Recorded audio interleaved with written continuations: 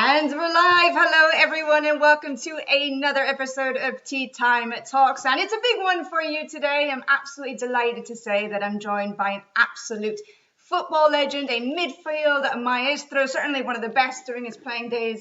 And since he's hung up his boots, he's become quite the Renaissance man of the 21st century. It's none other than Gaizka Mendieta. How are you, Gaizka? I'm very good, thank you. How are you? Doing well, holding up well. It's been quite some time. How have you been holding up over these past 10 weeks or so now? I'm based in the UK, so I think we are about week, 8 days behind Spain. But yeah, it's definitely been long, very long. I think we've been lucky here in the UK because we've been allowed to go out since the beginning, even for a walk, for a short run. And I think it's been a massive difference for what I know from family, friends that are in Spain and been completely locked down by basically, literally, not being able to put one foot on the street for 60 days almost. Yeah. And how are your family in Spain holding up? Because you mentioned you've got family all over the place. I mean, how is everybody doing? They are good, thanks. They are holding on. Some living in apartments and then 50 days locked down in an apartment with no outdoor space is hard. But yeah, no, thanks. The health is strong. I think it's difficult to find someone that has not been touched somehow for the coronavirus. Like obviously friends, people that I know is being affected by it. Mm-hmm. But close family. So far, so good. Well, that's good news. I'm glad to hear that. Yeah, thanks. And I see that you by nature already have a very active lifestyle. When you're not living in London or in Spain, you're living on a plane going from one place to the next. But even still, I feel like the circumstances now, you've still found a way to stay active. And, you've been, as you said, you're going out doing exercise, but you're still DJing, you're doing lots of live chats. And I saw a photo of you a few days ago also donating, I think it was food at a charity or at a food bank or something like that too, which is really nice, getting involved with the community. What else have you been doing to stay busy? Any new hobbies? No, just focusing on those hobbies, giving it more time.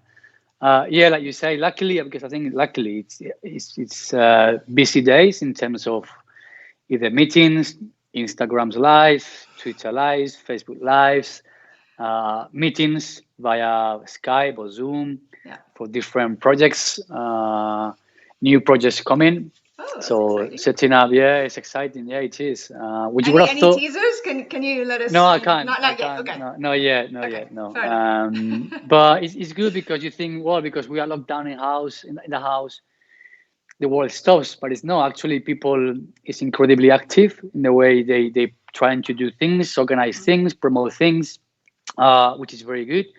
And luckily being involved in some of them. Then the side of the investments with the restaurants, that takes a lot of time these days because it's tough. We're doing the food you mentioned. We are supporting local hospitals, local charities, either providing food or being helpful in any way we can, obviously within our capabilities and providing for food. And being busy in trying to restructure business plans, like flyover, like as soon as the government gives new guidelines, you have to change, you have to adapt, and then music, doing a lot of playlists. I haven't really actually DJ like live some people have done. I really want to do it. Really? I was going to ask you to do it. I was going to say maybe you could do a little set for us for a couple of minutes. But the thing is, where I have my tools, I haven't got signal. There's no Wi-Fi yet. So I could do my laptop, but it's not really my thing. But I'm doing playlists, things like that, music.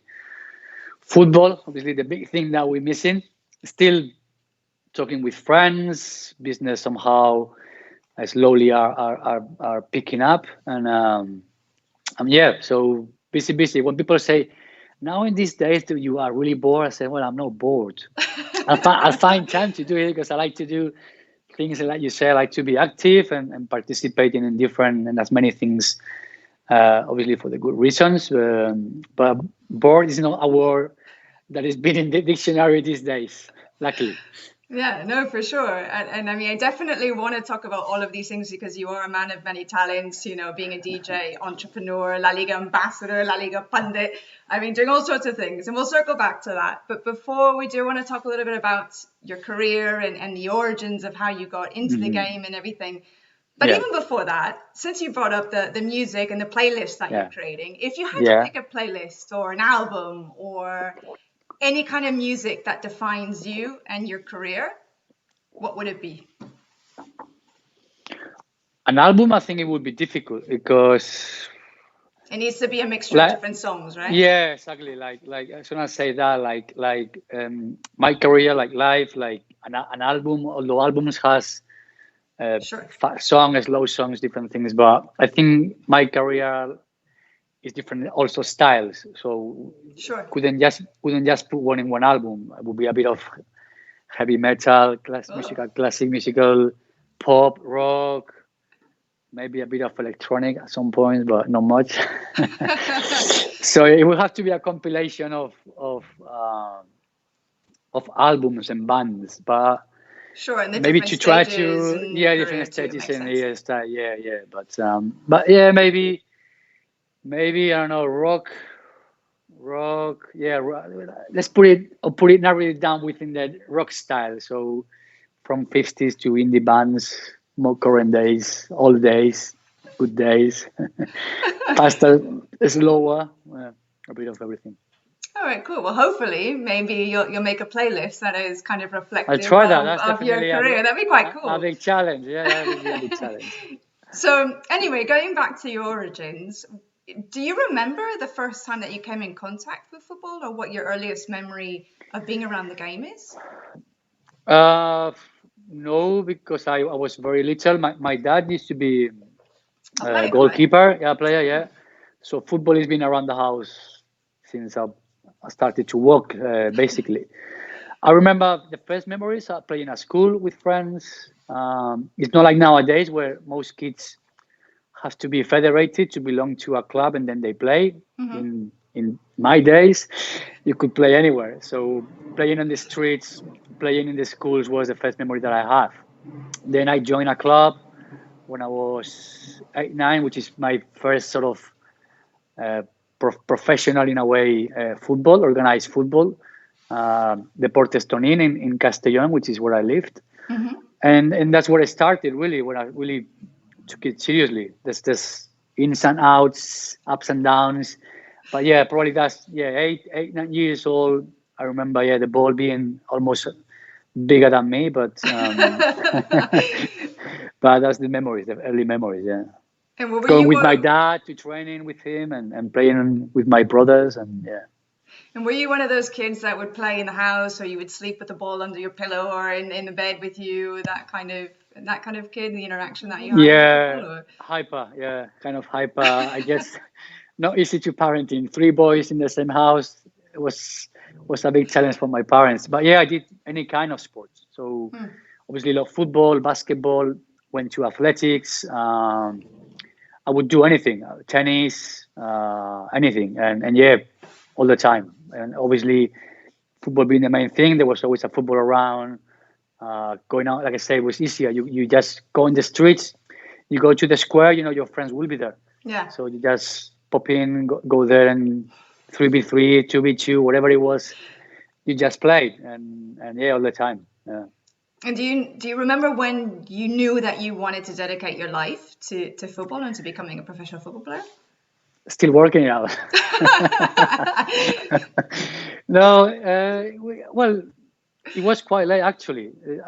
It's this story where, because like I said, I did until very late days basketball, athletics, and football. I drove basketball first because I couldn't do the 3 things. Training became quite complicated, studying and training for all things. So at one point I dropped football, which I think I broke my dad's heart when I said, "Dad, I don't want to play football anymore. Just want to do running." So for almost a couple of years or so, I did athletics. Didn't play. I played football with my friends, but no football. And one day, woke up and said to my dad, "I'd like to go back to football." So it's okay, Happiest day great, of his but life. yeah, no, I thought, yeah, I got him back. So he said, well, I was 13, 14. So he said, well, I think it's time you stop jumping from one sport to another, and you need to make your mind up about it. So we went to buy me some football boots, and his way of putting it out was like, look, you got the two pairs, the not so nice ones, because if you're gonna do two sports and not want to spend big money on football boots that you're not gonna really use. Sensible. Or there you are, yeah, which is obviously very sensitive. Or here you are, you got the nice ones if you're gonna play football. So it's up to you, but you need to make your mind up. So yeah, obviously I went for the nice ones, and that was it. From that moment, it was football all the way until obviously now. I stopped doing athletics, which I really enjoy. I was quite good actually. I had some records in mid distance, cross country. Yeah, I really enjoyed it. Oh. Which is, I think, it gave me the base going into football. Like I had an athlete sort of mentality where football in those days wasn't like nowadays, where training wasn't literally everything you needed it. You could see footballers with no six packs. Six packs in football players is quite common now, but in those days, not everyone has six pack. So, yeah, so yes, but it really helped me. That mentality of training, dedication in my football career, and from that, yeah, that's the moment I remember. That's it. That's football for me, and I'm gonna put everything I have and I can into football. And do your parents, or do you still have those boots somewhere stored away as No, like no, a? I have store boots from my days. Like recently, well, a few months ago, I went back to Benicassim, where I have a house, and I have a lot of my memorabilia there. Football boots, shin pad, and some of the football boots that I have from 1999 from the Spanish Cup final. Right. Yeah. That I kept, but they really coming to They're like deteriorating. crumble. Yeah, deteriorating Oh really man. bad. So if I had they would be dust by now. No Yeah. chance they would Well, have that's the survived thing. I all mean, this time. football boots have changed so much, haven't they? I mean, I remember Yeah, they were made out yeah. of leather back in those days, and now it's like plastic, right? I mean, it's It's completely synthetic. changed. Yeah, So I yeah, synthetic. remember the first time they changed it when I was a Nike athlete, and they started to do the lighter boots, where literally no leather. So they were great, very light, very comfortable. Studs were also very fancy in the shape, so they grab you better. But if by any case someone stood on your feet, that was it. That nail, you lost your nail, because there Oh, was hardly no protection. It was very thin. But yeah, it's like you say, it's changed a lot, the technology in any business around football. yeah, no, it really is something amazing how much has changed. But going back to your time with Castellón and growing up there, and Yeah. obviously Valencia is just as a city and a football team is just not that far away, just down the road, really. So did you Yeah, it's ever about an feel hour. that? Did you feel that eventually joining the club was always something on the cards for you? Is that where you wanted to go when Well, you it became was professional? it was my dad was my agent at the time, Okay. and yeah, so I play. Like I was saying, I joined a couple of local clubs in Castellón before I literally convinced my dad that football was my thing and I wasn't going to change anymore. So then I joined Castellón in the academy, and I play for between both under 19s and first team. I think it was two seasons, 2.5 seasons, 3 seasons. So then I had offers from Primera División for clubs from the first division, but I was only 17. So my dad says my dad, my mom. I say always my dad, but obviously both. Sure. I don't want a family argue here. So it was my dad was worried that going away too far from home, Yeah. and things being difficult for me, being on my own. He obviously had experience himself. He didn't really want that. So the choice of Valencia was a bit of both. Big club, which obviously my chances of playing were minor because I was 17. Valencia had international players, obviously far better than myself. So I wouldn't play that much. obviously my dad thought I would learn a lot. Training with these guys will definitely help me to improve and grow. And also was close to home. So if anything happened, I get on my car, my train, my dad, 1 hour, I had support, which I think it was very good because especially in the beginning, most weekends I would play and I go back home, family, friends. It was really, really good in that way. So that's the reason my dad and I we chose Valencia because we saw it as the next thing, progression in terms of learning and improving, and having the family support around the corner.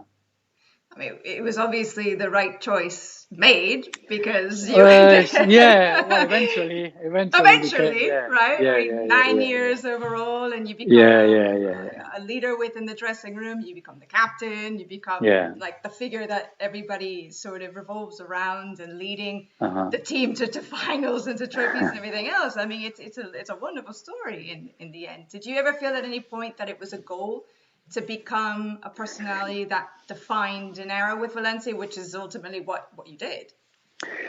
I always say I feel very lucky because my career exceeded my dreams. I mean, in terms of realistic dreams, we obviously many dreams haven't become true yet, but realistically, dreams were exceeded by reality in the way, I don't know, the way I've won trophies collectively, individually. I've played World Cups. So a lot of things that I've achieved that I never really thought actually could happen. So, but of course, when I got to Valencia, that was the aim. I wanted to be one of the big players in the club, win trophies, be part of the history of the club. So whenever I retired or whenever I wasn't there, I would still be remembered as one of the legends of the club. So a lot of things, with hard work. Because I said eventually, because this is a very way to resume 10 years, but it wasn't always easy, but it was worth it. Definitely, it was 10 incredible years where with the club that, of course, was Castellón where it started, but when I became professional with Valencia, I started to play the first season more with the B team, which in a way was really good because it made me understand probably more the club. It gave me obviously the chance to play more regularly, and that's obviously becoming captain, becoming one of the experience and the more with more responsibility in the club from the beginning was one aim, and I worked really hard to get that, and luckily eventually I arrived. And I think that's one of the proudest things I have, like I said, like looking back and still being remembered in the club with the fans, things my generation achieved. And I think that's, as an athlete, as a person, is one of the best things you can achieve. Oh, for sure. I can only imagine what that must feel like for you, and still having the love and the adoration of the fans so many years later. What was that? So we're getting emotional now. So, apart from your undeniable talent on the pitch, what else do you think was necessary to win over the locker room and to create a sense of harmony amongst everybody and to be such a leader, apart from just being the captain? Because I mean, one thing is to be a captain, but you also have to be a leader, right? So, exactly. So what do you think were some of the key elements for you personally that was able to make you so successful in that role? No, well, firstly, the group, the players. One player doesn't do anything in anywhere. Not in football, not in life. You need a team. You need people that. And throughout my 10 years, or if we're focusing in that era, since I became one of the captains, the club worked really well in terms of throughout. Let's say we won the cup 99. I'd say maybe 96. Luis Aragonés probably, It was a really good dressing room, and like you say, to become captain and leader is not something you have to have it. It's something you have to you gifted with it. Of course you have to learn. You have to work it hard. You have to understand what it requires, and that was also a process for me. In the way, since the day I got to the club, I look up. I don't know. We have Camarasa, Fernando, Giner, Mijatovic, Penev. So great players to look up as captains. Obviously, each of them in a different way and style. But that helped me, without knowing that one day I will become one of them, to learn how to be part of a dressing room, how to deal with people, when people needs to, to push him, when people needs an arm around them. And all that process helped me to be what I became, which was a captain. And because I think even within the club, a lot of people, because believe it or not, I'm very shy. I was even shyer when I was younger. And, and a lot of people didn't think I was made to be a captain because I didn't talk much. Of course, to some people, I talk a lot within my close circle and friends. Sure. They In would your tell you the comfort opposite. zone. In my comfort zone, exactly. Yeah. So that was also a process, and a lot of people didn't think in the club that I would be the right captain. Obviously, as the time went on and they got to know me, and I get to open also myself up more to be the player and the captain that I wanted to be. It required that, and yeah, it was a process, of course. And do your former teammates, they still call you Capitan? Yeah, some of them still Capitan. Yeah. Well, that must be nice. Yeah. So we have I a don't know if they question. have to take the Mickey or Well, maybe it's a bit of both. a bit of both. Yeah, I think it's a bit of both. So we have a question for you from Fabol, Okay. who wanted to know who your favorite teammate at Valencia, and later on in Middlesbrough, we'll talk about that later. But for now, for Valencia, who was your favorite teammate? Like I said, I'm someone that I try to get on with many players. In those days, we had a really good group within the dressing room. Of course, there was groups, the Spanish in one side, Argentinians, a bit of the foreigners that going around. But I got on very well, Camarasa, Giner, people that I spent most years. Of course, you build a Sure. relationship, which Albelda, which I still maintain nowadays, keeping in regular contact with El Piojo, Kili. Like I said, luckily that we had a really good group that not only in the dressing room, but also would meet up to go for restaurants and meet up with families on our own. And also there was at the time, I was single at the time, so a lot of the single guys, young guys, we will meet up for lunch. Ferreiras, Curza, well, single as some of them having girlfriends but not living with them. Right. So meet up for lunch every day. It was Jose Ignacio, Iñaki, Ivan Campo. It was different times, different eras, but always I think it was key to achieve things. We had you need a nice group within the dressing room to actually put it on the pitch afterwards. And apart from your nickname or title as Capitan, you also had a nickname El Murcielago, right? Which is backed in English. And for those who maybe are not familiar with the fact, the relationship that it has with the city of Valencia and the club. I mean, it's on the logo, or on the badge rather, sorry. But it's the symbol of the city, isn't it? And how did you come about getting that nickname? And is it one that you actually like? That was actually the president at the time, Pedro Cortés, which I get on very well, had really good relationship with him, still do to nowadays, and he became with it. I didn't know about it. I think it was in a press conference or in an interview, and he mentioned me, and he named me as the El Murciélago, which at the time it was.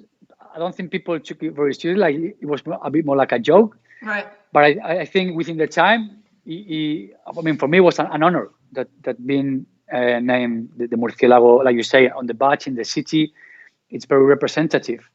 So to be making this comparison, it still is nowadays something that it makes me really proud that named the badge the Murciélago, and people took it over. Even to another captains and other players that have been in the club for years and they became legends. They've also nicknamed somehow Murciélago, but that was the first time. That was the first time someone was called that, and it was thanks to Pedro Cortés, the president. So if we ever see the bat signal in Valencia up in the sky, we know that they're Mendieta, signaling you to come out to That's us. part of me somewhere flying around. That's brilliant. So all these years later, what is your involvement with the club now? Are you still actively involved with them? Do you still speak to the players or to coaching staff or? I play. Oh, sorry, I play. I not play. I speak to a lot of former players, like I said, Albella, Cesar, which is now a sporting director, Giner, which is in the association, former players association. Who else? Camarasa, which is the assistant team. Boros also there. There's still a lot of the players that we play alongside that are still involved in the club, Right. which I'm in regular contact with the club itself. I try to support in as many things as I can, as I've been offered, and of course that I can, and the schedule allows me. I try to do as many things either with the club, or with the association, or with the foundation. Like me, like many other players. I think that's the way. So we keep in contact because we regular on different events, whether if it's with Valencia, with La Liga. Some of former Valencia players also involved with La Liga, but yeah, I try, like with any former team that I've been part of. I like to be as much supportive as I can. Yeah, I mean, we see that definitely even with Barcelona and with Middlesbrough, and it's amazing how anywhere you go, I mean, everyone still seems to love you. The fans still seem to love you, and that's not very easy to do, you know, for a football player to be loved by virtually every fan base that they've ever played in front of. Why do you think that is? I'm not sure about everyone, but yeah, majority. Well, almost everyone. You know, very high percentage. Let's put it that way. No, yeah, it's something is nice, like you say. It's be able to go back to these clubs or pick up the phone and ring someone, and it's still feeling like you know there is that sense, that those emotions of love, which is mutual, is great. Because of course football is very important, but we see when you retire, the person which is behind the player is probably even more important in the way it allows you to reconnect with so many friends and people on the side. A lot of them have changed, but again, I continue to be in contact with people that is not in the club anymore or things like that. But I don't know, it's personality, I guess, and dedicating time and being I don't know, yourself and trying to be as normal as possible in the football industry. So whenever your time with Valencia ended, and correct me if I'm wrong here, but I believe there was an opportunity for you to go to Real Madrid instead of going to Lazio, but in the end the deal fell through, or it wasn't accepted, or something along those lines. And this was at a time when Real Madrid had, I mean, a superpower team, didn't they? It was Zidane, it was Figo, Roberto Carlos, Guti, Ronaldo, Ronaldo, I think even Gambo as well. You mentioned a former teammate of yours. Did you ever wish that could have happened for you, that you could have ended up going to play for Real Madrid? No, because it would never have happened. Okay. It was no option there. Really? Okay. Yeah, no, because I mean, at that time, after 10 years at the club, for the first time, I told the club I would listen to offers. Okay. The club came to me for years, like, you want to go on loan, you know, go offers for you to go. I never wanted to go. I always wanted to stay. I wanted to, like I said, I wanted to make my name. I wanted to be part of the club, achieve as many things as possible. But after 10 years, having achieved what we achieved throughout those years, I just told the club I was ready. There was an interest from Madrid. That's true. But I always knew there was no opportunity there because Valencia will never sell me for one, at that time, pesetas, not 1 peseta less than the actual disclosure fee. Never ever, because there was a history before me with Mijatovic in the way things went, and Valencia will never sell a player to Real Madrid. Okay. And at the time, like you say, Madrid was signing the Galacticos. They wanted to sign me, but I knew they wouldn't pay the full amount. So that's why we started to look other places. And was the club that he came with other offers, amongst them Lazio, and that was the one finally we accepted as we thought financially for the club was good. And both, I'm not going to be here, financially and sportively for me was also very, very interesting, and that's the reason we took that one. But I knew Madrid was almost impossible to go through. So we have a follow-up question. Okay. Is there any player that you ever dreamed of playing with but never had the opportunity to play with? So I guess that could either be Madrid or anywhere really. Yeah. Well, we talk in general, of course, Maradona, Cruyff, Pelé, those legends are different generation, I know, but you always dream to have played. Sure. Of my generation, I always, of course, maybe Ronaldo, Brazilian phenomenon Ronaldo. He was a player that was unbelievable. Even for Barca, Inter, Brazil, Madrid, of course, I think I would have loved to play with him. I was lucky to play with many great players, which I look back now, and they legends of the game, and I was lucky to be in the same team. Some of them most play against them, some others in the national team. But alongside, probably Ronaldo, I'd say. It would have been, as a midfielder, it would have been my job so much easier. I would have get so many assists. That's like exactly. A score assist. Yeah. I mean, the link-up play would have been incredible. Oh man, that would that's score. That's it. Another one. That's score. Exactly. Go and score. Yeah. Oh, you make me look so good, Ronaldo. Thank I know. you. Yeah. Right. So, okay, we fast forward a couple of years. You go to Lazio, you go to Barcelona, but then you end up going to Boro, to Middlesbrough, where obviously, as we've already stated, people still love you to this day. And it's obviously had such a lasting impact on you because you're still living in the UK. You still have so much roots and ties with England. So how would you define those years that you spent with the club playing in the Premier League? They were great. At the time, I remember when obviously it became public that I was signing, people was like, well, why is Mendieta going to Middlesbrough? Well, and to be honest, I didn't know much about the area. I find out obviously more when I got there. I called some friends English to get a bit of feedback about the area, the club, things like that. Juninho was there, so I spoke to him, and they always spoke really nicely about the area. But everyone said like, it's not, you're coming from Valencia, Barcelona, Rome. It's not kind of like that.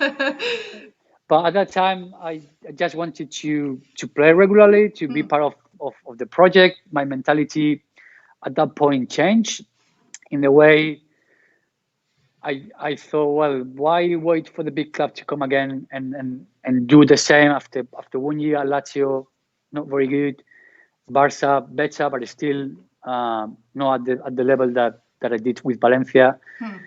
So I wanted to go back to that, and I thought, well, rather than a big club again. So the opportunity came with Middlesbrough. I thought it was a very ambitious challenge for a club like them. When I signed, they didn't have yet the list of the big players that they got, but eventually Zenden, Viduka, Yakubu.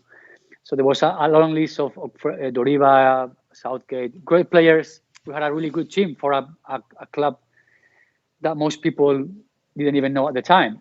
And I loved my time there. I loved playing in the Premier League. It was so exciting.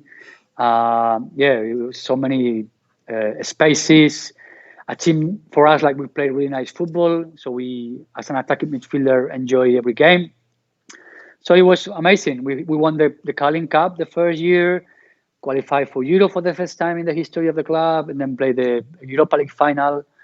So it was unbelievable times, which is again what I wanted when I went there. I wanted to make my name, be part of the history of the club, and be remembered in a time where I was there in the club or in the city, and I was lucky to be in that generation again with the team that we had for, let's say, for 4 years. We achieved amazing things for a club that never really did. And Paul Jones has a question for you, and he wanted to know if there were any other offers besides Middlesbrough that were from clubs in the Premier League, or if that was the only option that came to you from the EPL. No, there were more options, but like I said, there was other clubs, but I really wanted to feel important, to play regularly. There was options maybe to go other bigger clubs, but like I said, maybe always the question mark is he gonna be playing? Maybe not playing at that time would leave me out of the national team because there was I think was the Euros coming. So I still wanted to be part of the national team. So playing was a priority. Non-negotiable. And of course, the manager coming to me and say, "Look, the project not thrown about you, but you want to be a big piece of the puzzle that I wanted to put together." And that was where I took that. It was reasonably just sport reasons. I knew there was the challenge that not being a big club, and that first year not being in Europe, not playing in Europe, but I assumed that was something to compromise from my side in order to luckily then did what he did.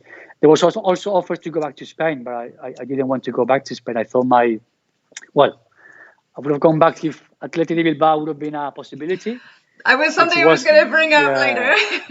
it was there when I was in Italy.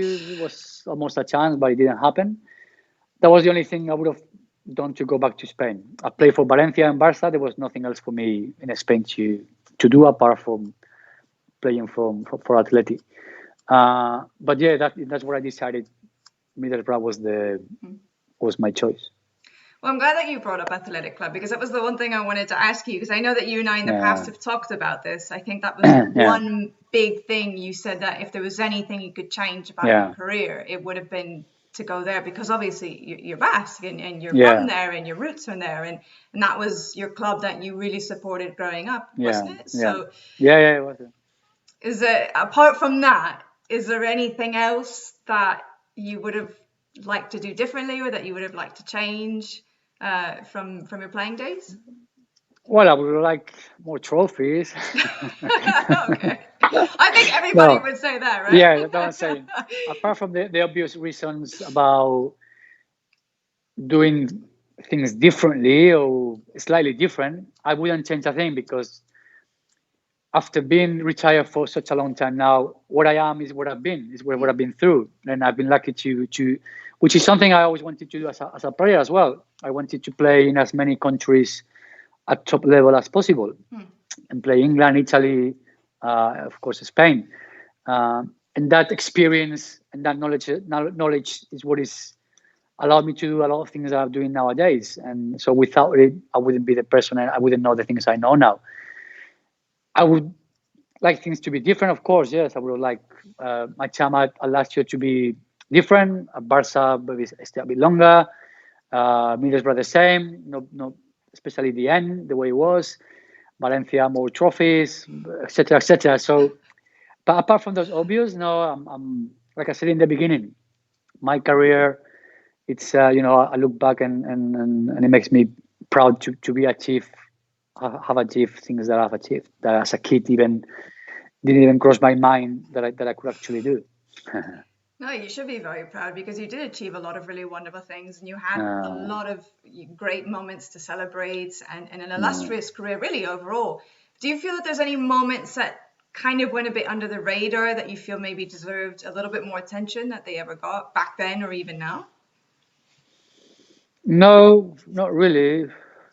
I mean, no, because it's something that in football there's always, like in anywhere, people or certain persons get more attention than others, but it's something that it wasn't important for me in the way I knew that the better I would do on the pitch, the more fame recognition would come. Sure. I knew by playing in Champions League would make me more recognizable player around the world, which when Valencia wasn't playing, it wasn't. Playing in a World Cup. So there's things that you aim in, that you go targets, that you are actually putting yourself and then you are reaching and that's, but I never thought like, why they're talking more about him, about me? If I do it's not something that interested me back in the day. It's something that no, I always let my football to speak by itself. It's something that I never really give it a second thought. No. So I asked you before the chat to round up some of your favorite shirts or whatever you have lying around the houses. I know. So walk us through some of them, the ones that I guess mean this the most. Like I said, I only have, because I put them on social media not long ago, and people, again, Castellón, I don't have Castellón t-shirt with me here. Yeah, okay. So I start with this one, which is Valencia. As you can see, is one of the Champions League. Oh, great! Look at that. Yeah. It's. I think you can read it there. Yeah. The UEFA Champions League final Paris 2000. Yeah. Brilliant. So that's the one I have here from Valencia. That is nice. You were talking about boots, but you talk about technology. Oh my God, these were huge. And I'll show you later the Barcelona one.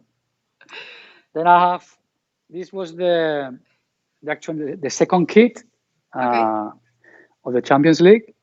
But I'm showing the orange one because it became really popular. And also, it reminds me, and a lot of the fans remember when we won the cup in '99. I remember when it first came, people were like, "Orange? Why it's so ugly?" And then it became one of the most popular ones. Like it really sold out very quickly. It became like an iconic shirt. Yeah, it does. Yeah. So we go chronologically. We have Lazio here. Yeah. With eventually I got the 6. 6 always was my number, but in the beginning I think I started my preseason with the 20, a very ugly number, 25, something like that. Yeah, but it was temporarily. And why is 6 your number, by the way? I'm sure you've answered this a million times, but I've never. No, not many actually. Really? I just liked it. 6 was my lucky number as a kid.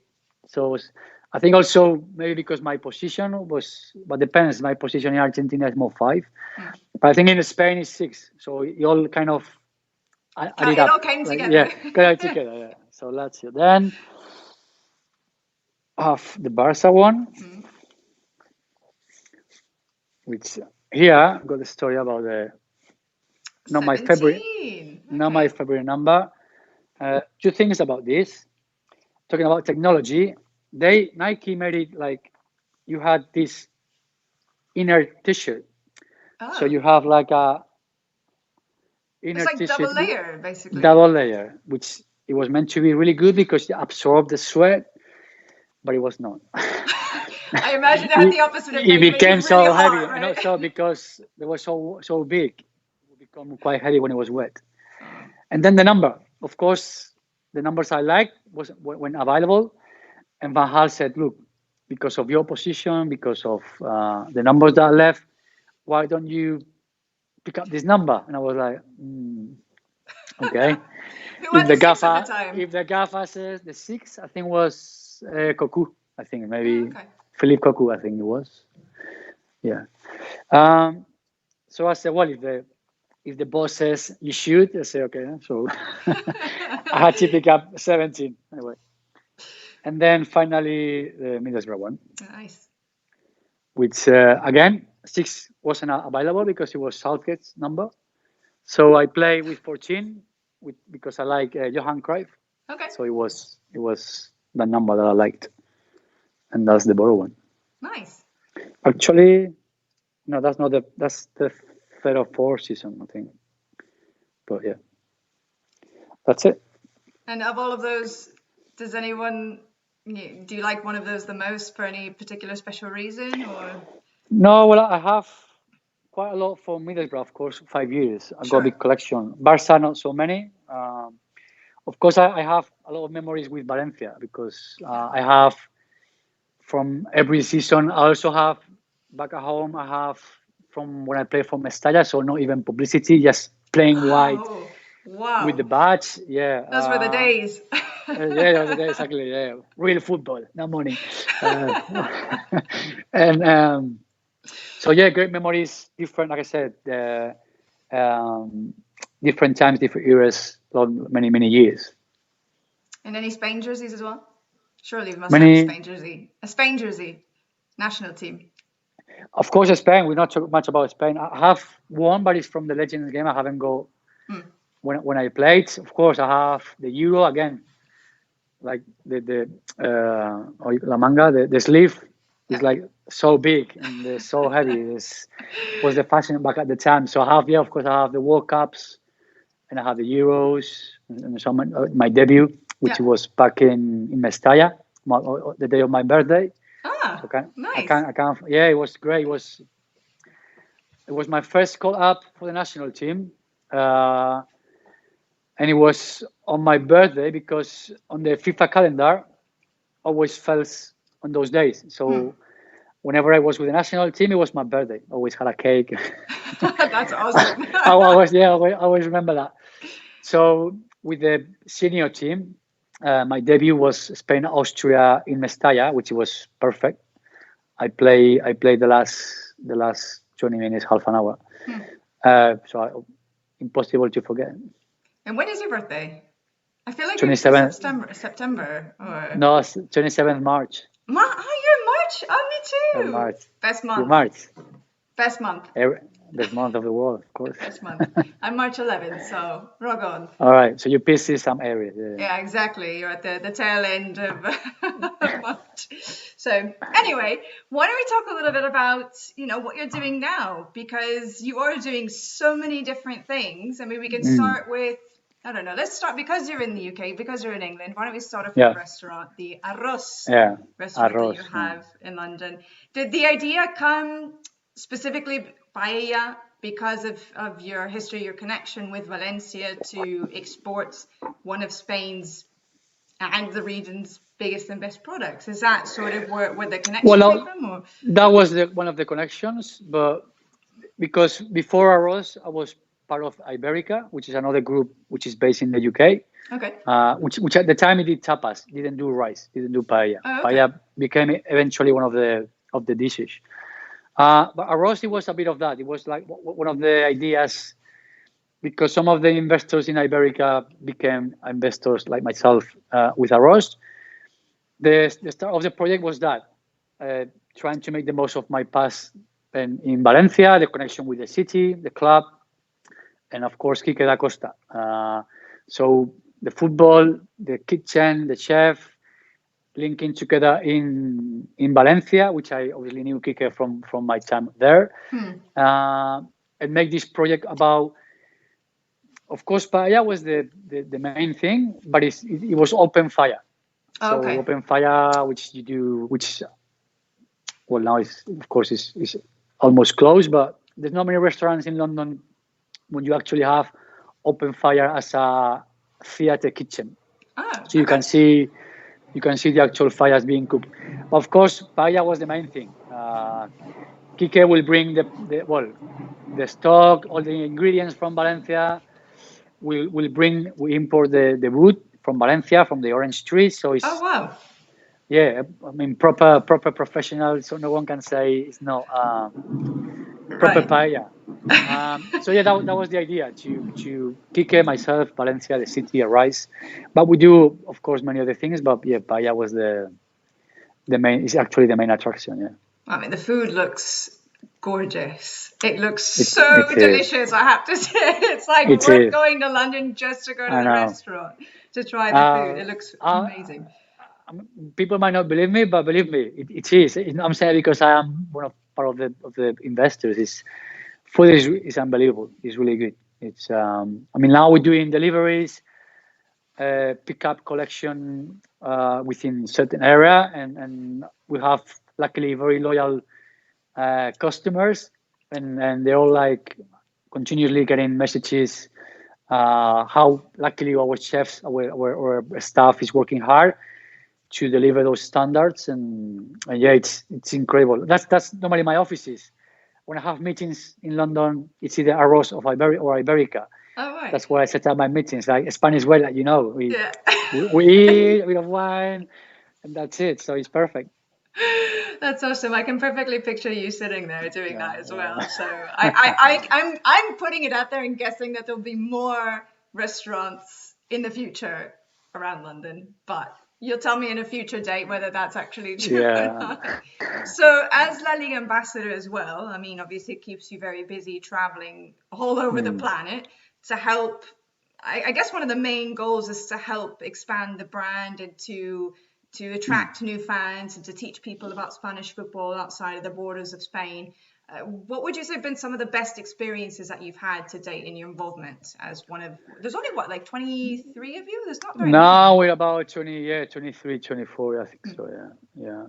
I mean, it's such an incredible project. It's been now, I think, 6 years.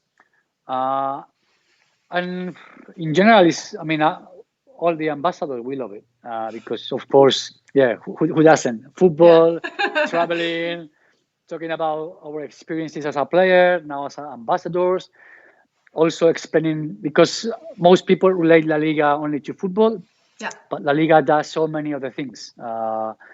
It's involved in so many different projects, startups, La Liga Foundation, La Liga Genuine, of course, women's La Liga football. So many different projects, of course, always linked to football. And traveling everywhere, explaining these things, seeing how people love La Liga that much. One of the things that I love the most is, of course, Barça, Madrid, Atletico Madrid, Valencia. Everyone everywhere is like, people recognize, knows the players.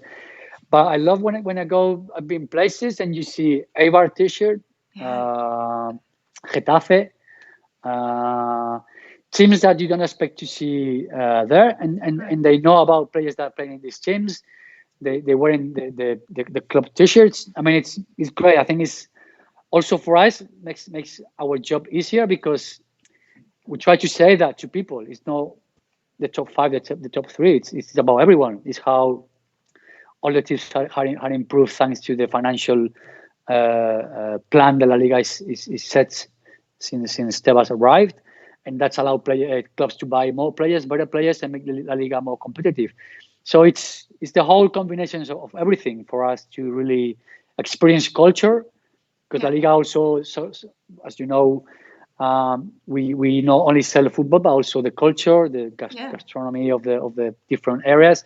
So that allow us to travel places in the world and try and different foods and learn from different cultures ourselves. Is there any particular place that you really enjoyed going to, visiting, or coming in contact with the local people there?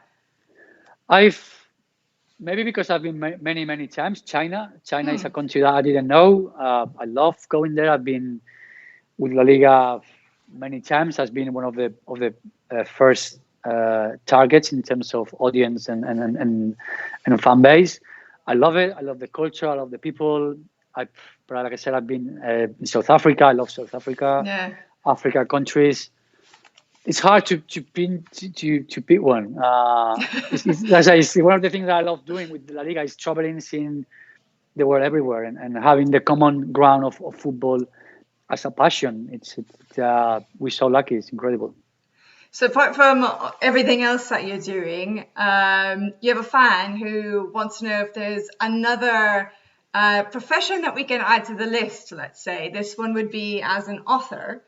And he wants to know, if you were to ever write a book, what would it be about? And why? Not about me. I've been offered to do no, because straight away, definitely not about me. No. What? Because if you do it, you have to do it right, and there's things I can't say.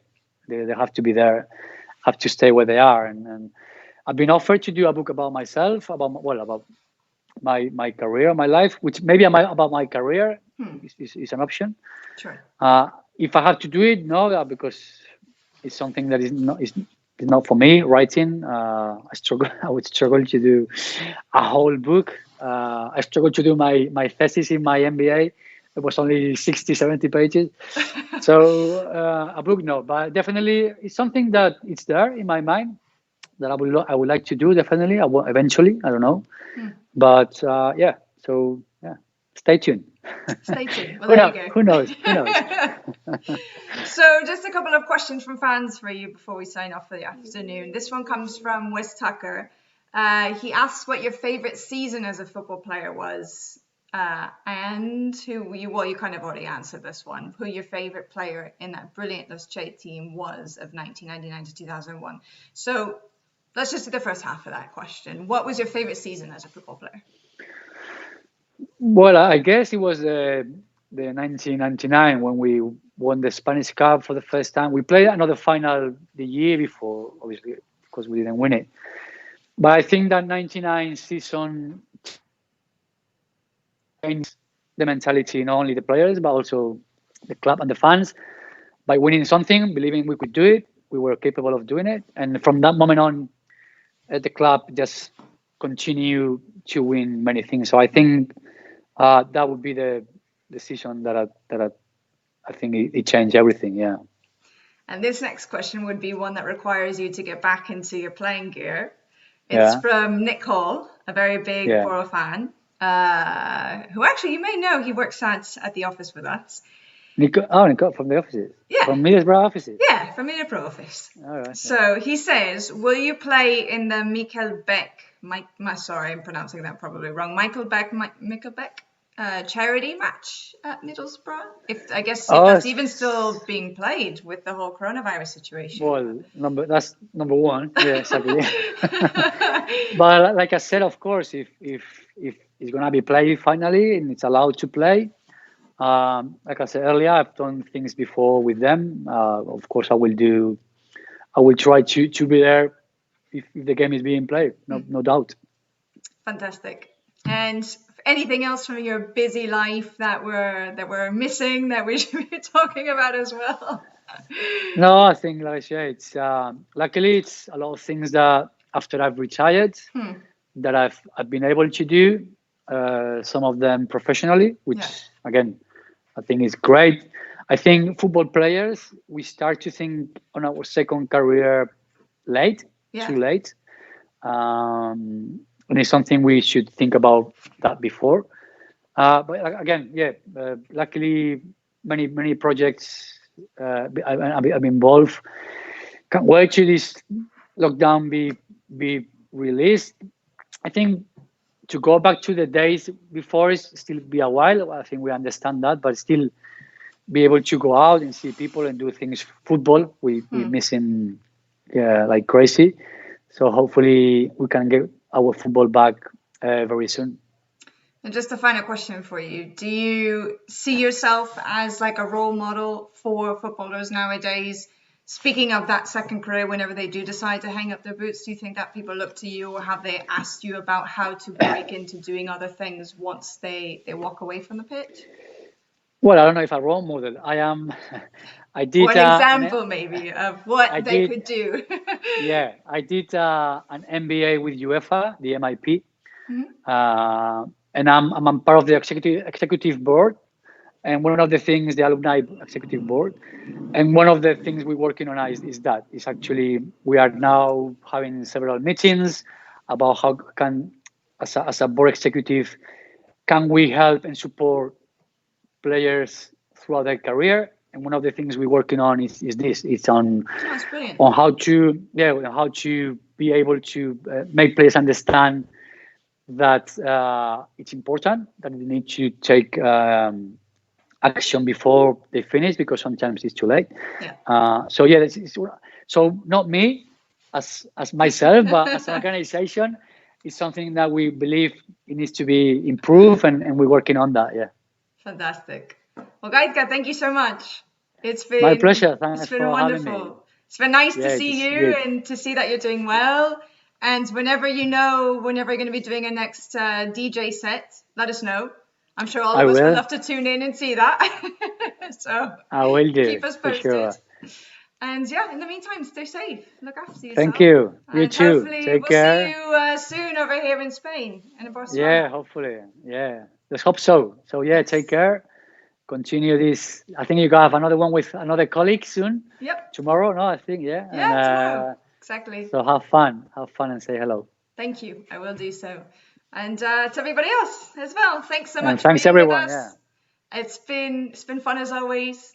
Certainly appreciate it, and we'll see you tomorrow. Sara Canals is going to be with me, colleague at La Liga TV, 1:30 p.m. same time as today. So until then, enjoy the rest of your day, and we'll see you tomorrow.